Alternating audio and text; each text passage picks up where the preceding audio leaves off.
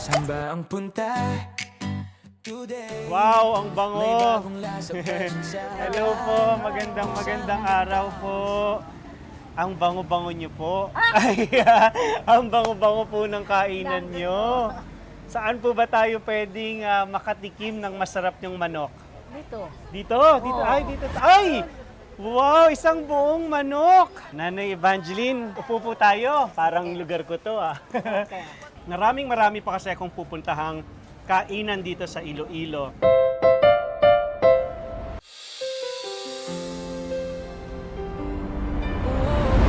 Pero ito ang naging unang stop ko kasi nga gusto ko kayong unang-unang matikman dito sa aking pagbisita ulit sa Iloilo. Balita ko, ang sineserve niyo daw po dito na inihaw na native chicken. Oo.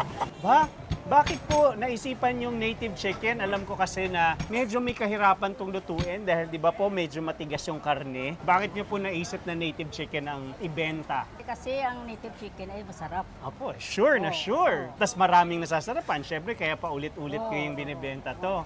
Dapat siguro tikman ko na, no? Kasi Oo, dal ko eh, no?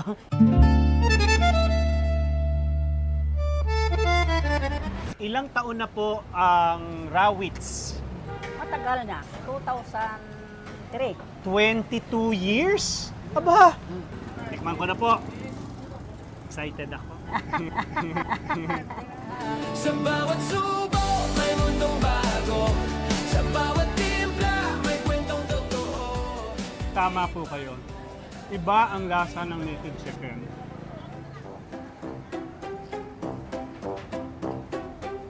Sa lahat, salamat po.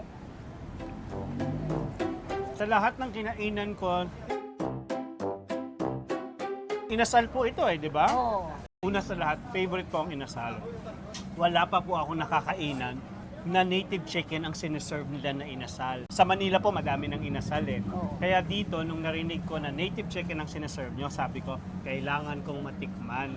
Dahil matapang po eh, ang pag-serve ng native chicken dahil hindi lahat magkakagusto. Pero dahil sa natikman kong to, aba kaya naman palang maraming nagkakagusto dahil masarap na, iba pa ang experience ng native chicken. Lasang-lasa mo ng manok siya, no, Nay? Oo. So, gusto ko yung Thai part. Tikman ko without the sauce.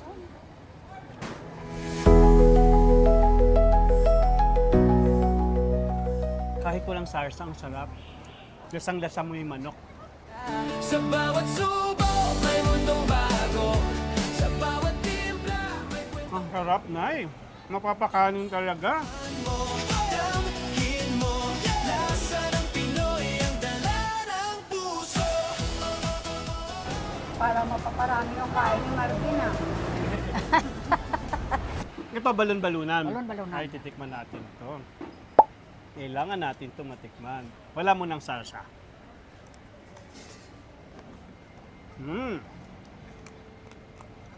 Rock! Ito pong korason. Oo. Heart, Yung puso. corazon. Oo. Favorite din po ng mga anak ko to. Nag-aagawan kami dito sa Corazon. Tsaka pag kumain po kami ganyan, lalagay namin sa kanin. Ayan. Lalagay namin sa kanin ang atay. Tayo. Ayan. Ayan. Tapos, gaganunin namin. Sarap. Siyempre, native lahat po galing to. Ngayon lang po ako nakakain ng inihaw na laman loob ng manok na native. Dito po ba sa Iloilo, ano ho ang presyuhan ng commercial chicken at native na chicken? Kung ikukumpara, anong mas mahal? Mas mahal ang native. Yun nga eh. So magkano po ang benta na isang buong manok? 550. 550 isang buong manok. Not bad. Parang sakto naman po yung presyo. Normally, kaya ayaw ng tao ng petso dahil nga daw dry, hindi masyado malasa. Pero dahil native ang manok, malasa siya. Oh my God! Oh my God!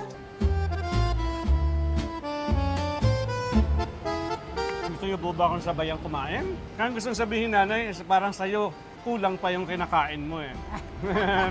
Siyempre po, nilapagan niyo ako ng bangus. Kailangan ko pong tikman itong bangus. Ayan. Bangus! Kayo, Nay, anong paborito niyong parte ng bangus? Ito, sa Chan, no? Ayan, tiyan. Oo, yan. Aga-agawan po kami dyan sa chan. Ayan.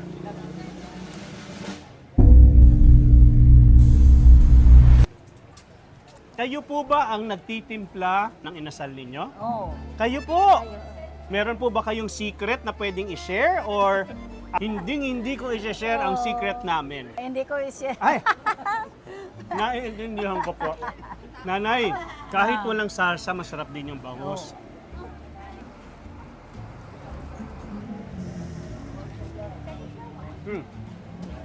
Nakaka-inlove sa sarap! Sa pinaka nabebenta sa isang araw, ano po bang mas malamang, yung manok o yung bangus? Lahat. Talaga halos pantay. Oo, pantay, Nalito pantay. kasi ako eh. Alam ko ang pinunta ko dito, yung manok, nasaksakan naman talaga ng sarap.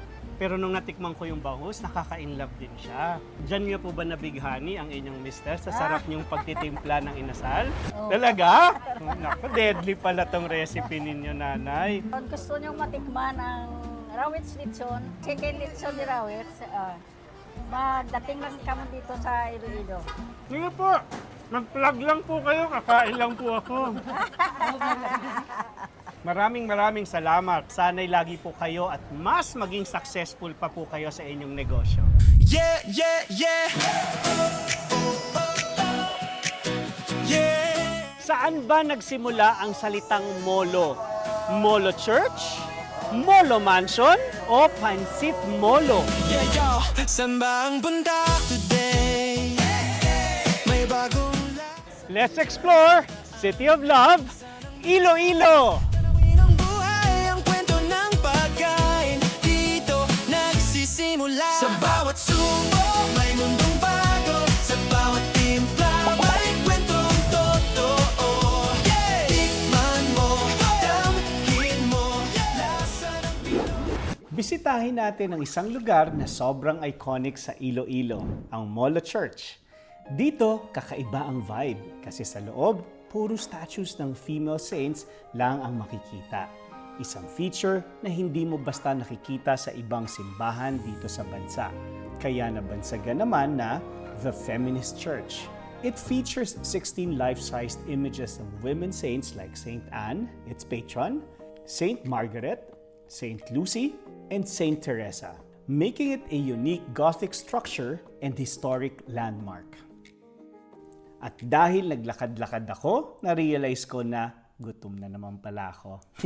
Kaya puntahan natin ang pagkain na lagi mong maririnig pag nasa Iloilo ka. Roberto's Siopaw. Hello po, magandang hapon. Magandang hapon. Good to see you. Excited po akong tikman yung siopaw niyong malaki. Ang narinig ko nga ho, wala na yung queen. Ito na lang king. Pero king. Ano Malaki. ang pagkakaiba ng king at queen? Mas malaki yung queen. Bakit po mas malaki ang queen sa king? Yun ang gusto ng kapatid ko eh. Tama nga Kasi- naman. Mas bida ang queen. Pag masaya ang queen, masaya, Masaya. ang king. Ay, tama naman doon. Excited po akong tikman to dahil marami kaibigan ko po ang nagsasabi na hindi pwedeng pumunta ng Iloilo nang hindi ka kumakain ng siopaw ng Roberto. Very good. Thank Sige you. po. Oh my God! The kind of siopaw that I like, yung marami pong laman sa loob. Ito na. May sarsa po ba to dapat o dapat kinakain lang na walang sarsa? Kain walang sarsa. Okay.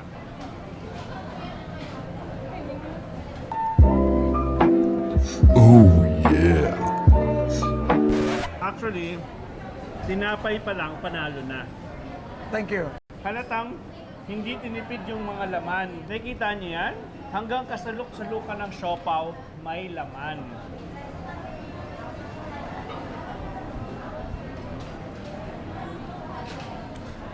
Gusto ko po kasi yung may itlog. Lahat na siya pa may itlog. Kahit po yung queen may itlog.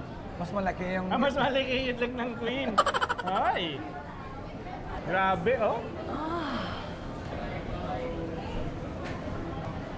Hindi po ako nagkamali. ng mga kaibigan na nagsabi sa akin na Yan, masarap totoo eh. dito. Meron din daw po kayong gustong ipatikim sa akin. Best seller din natin ito. Ito yung meatball, ito yung Shanghai. Okay. Ito naman yung bihon Bihon. tawag natin. Alam ko naman kasi masarap siya eh. Bakit po ganito kahaba ang pila? Hapon na, alam ko hanggang 5:30 lang po kayo, no? Yes. Bakit sila pabalik-balik dito sa Roberto's? Kasi gusto nila yung taste natin, Mhm. mura na, masarap pa daw. Yun ang mga feedback ng customer natin. Speaking of mura, magkano po itong siopaw na to? 150. 150 pesos? Alos hindi ko nga maubos sa kalakihan, pero Yes. dahil masarap, uubusin mo. Meatball. Tikman ko po muna walang sauce. Karning-karne. Tikman naman natin to. Lumpia Shanghai yan. Lahat po dito, siksik. Lahat ng totoo. Walang walang Walang anong bang tawag doon? Ampaw ba tawag doon? Wow!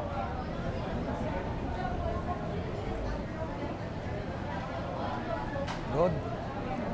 Parang hindi na po ito Shanghai eh. Parang kikiam na eh. Anong year po nagsimula ang Roberto's? 1978. I was born 1979. Wala ka pa. So, oo.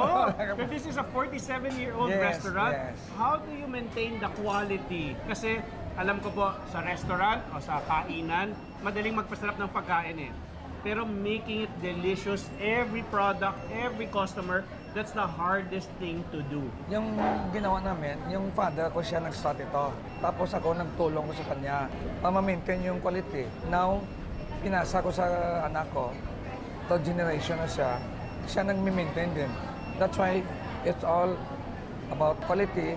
Yon ang ginagawa namin. I think yung tutok po ng bawat generation ninyo. Yon ang importante. Pag walang kalamansi, hindi buo ang experience. Kayo po, sawa na po ba kayo sa... Hindi, kumakain din ako. Ako makain po kayo Kumakain din ako. Para mag-check, ano? Yung ma-check na yung quality. Oh. Masarap. At eto lalo ang magpapasarap. Yes, yes.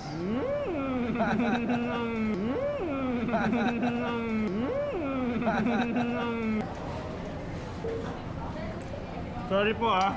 It's okay. It's so good. Kung kaya ko po umubos ng 2 siopaw ngayon, uubusin ko. Pero marami pa po akong lilibutin. Thank you. Sana yung maraming generation niyo pa po, lalo pang pagsikapan ang Roberto ay maging panghabang Thank you. buhay. Thank you. Kasi ang sarap-sarap niya. Thank you so much. Thank you very much po. Medyo madumi po yung kamay. Thank you po.